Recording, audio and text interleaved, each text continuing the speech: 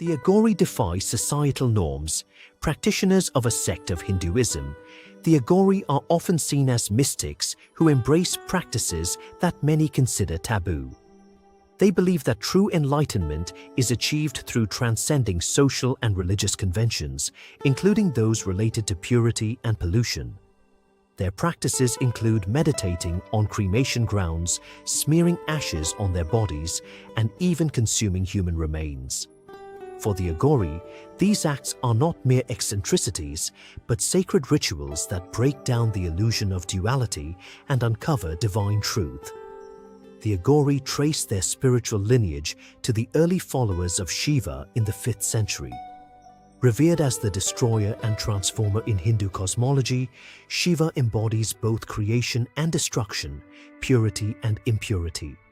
The Aghori hold that by embracing all aspects of existence without judgment, they can achieve moksha, or liberation from the cycle of birth and rebirth, as detailed in the Hindu scriptures like the Vedas and Upanishads. This perspective is rooted in the idea that the divine is present in everything, an extension of the non-dualistic philosophy of Advaita Vedanta. However, it's crucial to explore how the Aghori's practices intersect with the Hindu caste system, which traditionally categorizes society into hierarchical groups. The caste system, mentioned in ancient texts like the Manusmriti, delineates duties and responsibilities based on one's caste and, by extension, one's purity. The Aghori challenged this system by rejecting the notion of pollution and purity altogether, thus positioning themselves as social renegades. Concrete evidence of the Aghori's practices and beliefs can be found in the works of scholars like Dr. Swami Nigamananda, who has documented the sect's rituals in detail.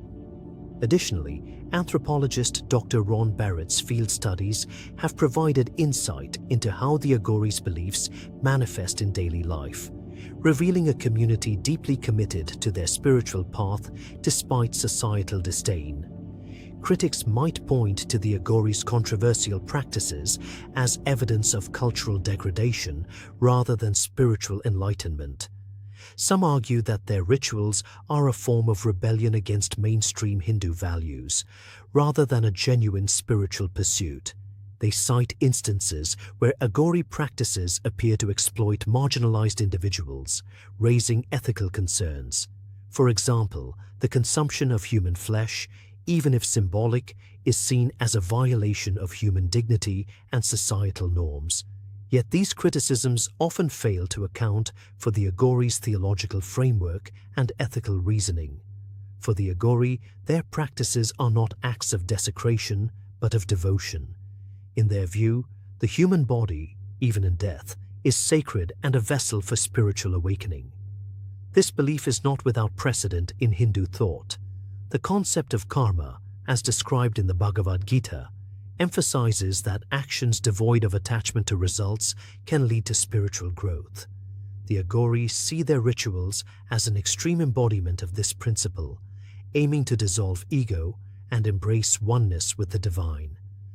To understand the Aghori fully, one must also consider scientific perspectives. Psychological studies, such as those by Dr. Richard J. Davidson at the University of Wisconsin-Madison, suggest that meditation and extreme ascetic practices can alter brain function, enhancing emotional regulation and spiritual experiences. While the Aghori's methods may seem extreme, their goal of transcending the ego aligns with findings on how meditation can foster profound mental and emotional changes. The strongest counterargument posits that the Aghori's practices are an anomaly and not representative of Hinduism as a whole. This is true to an extent. The Aghori form a small, albeit significant part of the broader Hindu tapestry.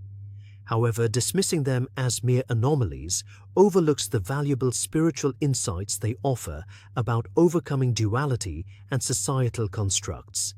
Their extreme practices challenge us to question our perceptions of purity, pollution, and the nature of the divine.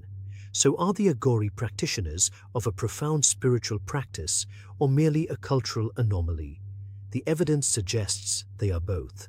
They represent a radical interpretation of Hinduism that pushes the boundaries of spiritual exploration. Yet their practices also serve as a mirror, reflecting the complexities of human values and societal norms. Do the Aghori enlighten or transgress? Transgress, transgress, transgress, transgress, transgress, transgress.